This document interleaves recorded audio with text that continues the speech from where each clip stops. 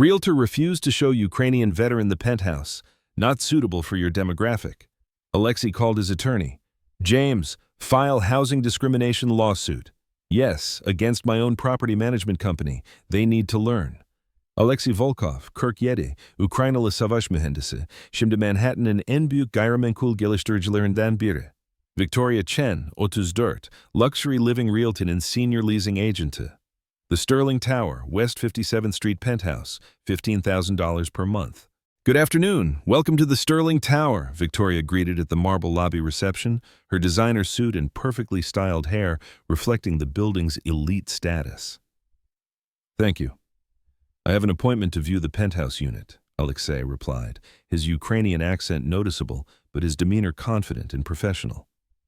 Victoria's welcoming smile faltered slightly as she noticed his accent and took in his appearance. Modest, business-casual attire, a weathered leather briefcase, and the faint trace of an Eastern European look that didn't match her typical clientele profile. The penthouse viewing? Victoria repeated, pulling up her tablet with visible hesitation. May I have your name? Alexei Volkov. Victoria scanned her appointment list, finding his name but growing increasingly uncomfortable. The Sterling Tower's penthouse was their crown jewel, $15,000 per month, 3,500 square feet, panoramic city views. Her typical clients arrived in chauffeur-driven cars, wore Rolex watches, and carried themselves with old-money confidence. Mr. Volkov, Victoria began carefully, I want to make sure we're setting appropriate expectations. The Sterling penthouse is one of Manhattan's most exclusive residences. The monthly rent is $15,000 plus a security deposit of $45,000. I'm aware of the pricing, Alexei said calmly. And I should mention, Victoria continued, her tone shifting to subtle discouragement, our application process is quite rigorous. We require proof of income at 40 times the monthly rent, extensive credit checks, reference letters, and employment verification.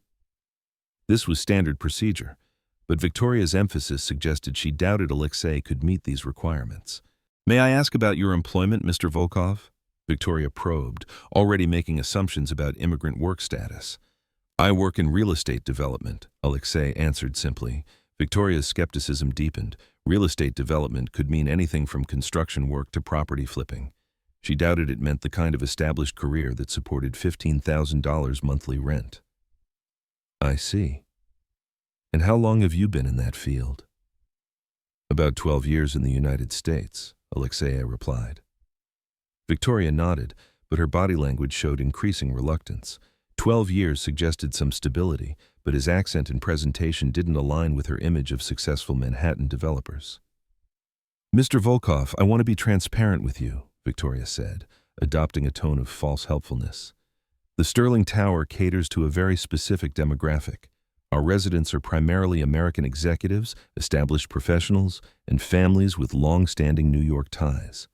This was coded discrimination, implying that foreign-born individuals, particularly those with visible accents, didn't belong in elite Manhattan housing. Our building has a certain cultural atmosphere, Victoria continued. Residents host cocktail parties, attend building committee meetings, and participate in our exclusive community events. It's important that new tenants fit seamlessly into that established social fabric. Additionally, Victoria added, we've found that international applicants sometimes have difficulty with our financial verification processes. Foreign income documentation, overseas bank accounts, credit histories from other countries, these create complications. I have complete U.S. financial documentation, Alexei clarified. That's good, Victoria replied dismissively. But even with proper documentation, there's the question of cultural compatibility. Our current residents have expressed concerns in the past about different lifestyle expectations. This was explicit housing discrimination disguised as community management. The Sterling Tower residents value quiet, traditional American living standards, Victoria explained. Some international tenants have different approaches to entertaining, cooking styles that create strong food odors, or communication styles that clash with building norms. She was now openly profiling based on national origin, suggesting that Alexei's Ukrainian background meant he would somehow disrupt the building's atmosphere. If you believe that everyone deserves fair housing treatment regardless of accent or origin, please take a moment to like, share, and subscribe. Your support helps us continue sharing these important stories.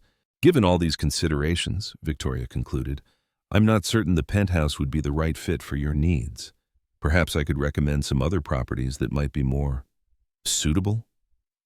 What properties would those be? Alexei asked calmly.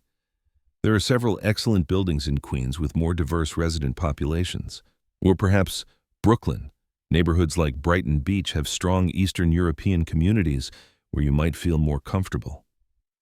Victoria was directing Alexei away from Manhattan luxury housing toward ethnic enclaves based purely on discriminatory assumptions.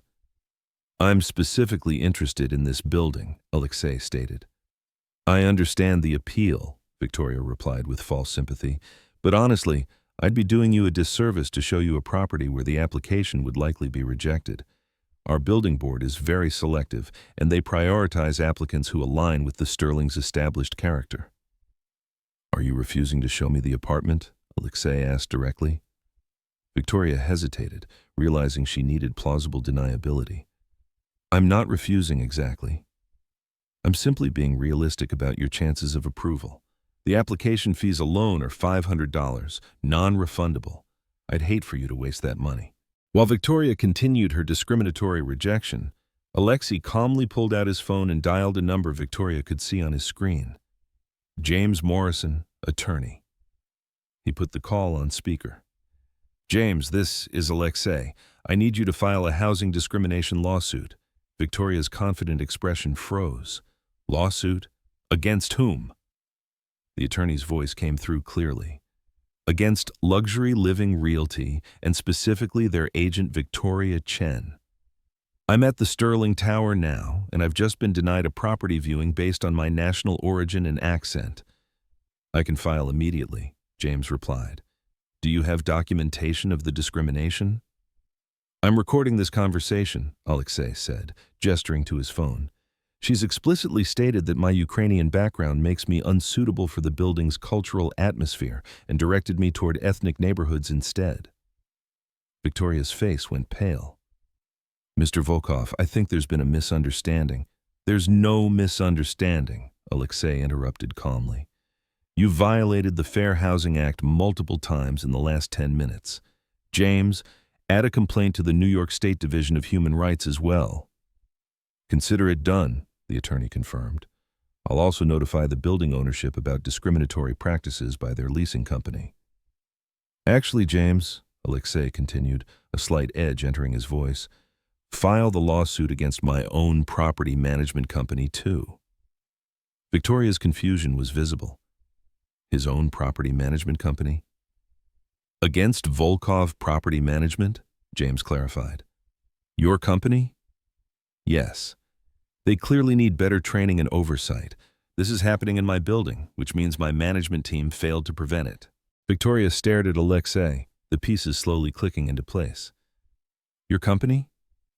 What do you mean, your building? Alexei pulled up his phone, showing the screen to Victoria. It displayed the property deed and ownership documents for the Sterling Tower. The Sterling Tower is owned by Volkov Property Management, Alexei explained, which I founded and own. Along with 7 other luxury residential buildings in Manhattan, Victoria felt the ground disappear beneath her feet. The man she'd just discriminated against owned the building she was showing. This can't be, Victoria stammered. It is, Alexei replied calmly. I developed the Sterling Tower 5 years ago. The penthouse you refused to show me? I designed it. The cultural atmosphere you mentioned, I created it. And the established character you said I don't fit, I built it from the ground up. Victoria's phone buzzed urgently. Text from her managing broker. Call me immediately. Owner is in the building. Too late. The owner was standing right in front of her. Within minutes, Richard Torres, the building's property manager, rushed into the lobby. He'd been alerted that Alexei Volkov, the building's owner and his ultimate boss, was in the building. Mr. Volkov, Richard approached with obvious respect and concern. I wasn't aware you were visiting today. Is everything all right? No, Richard, everything is not all right, Alexei replied. I just experienced housing discrimination from your leasing agent while attempting to view my own penthouse. Richard's expression shifted to horror. He turned to Victoria. What happened? Victoria tried to explain. I was just following standard screening procedures. She told me the building serves a very specific demographic, that I don't fit the cultural atmosphere, and that I should look for apartments in ethnic neighborhoods like Brighton Beach, Alexei stated factually. Richard looked sick. Victoria, please tell me you didn't say those things.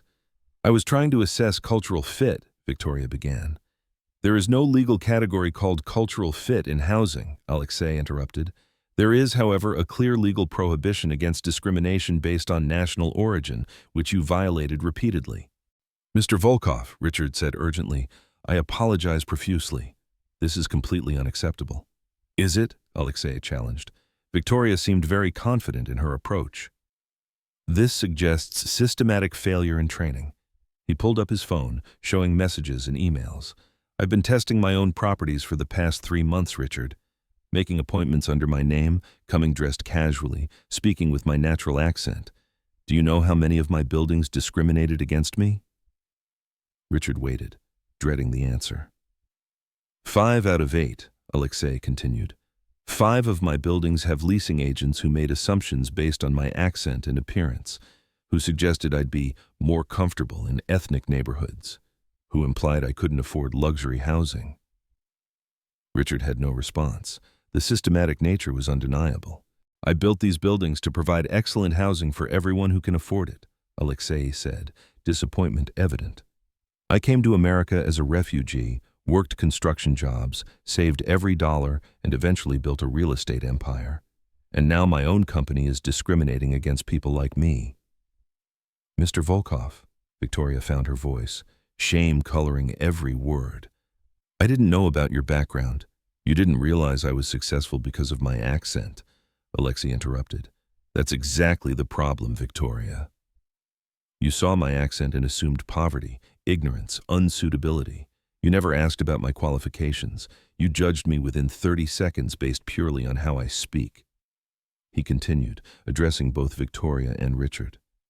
I came to New York 15 years ago with $3,000 in my pocket and a civil engineering degree that American companies didn't recognize.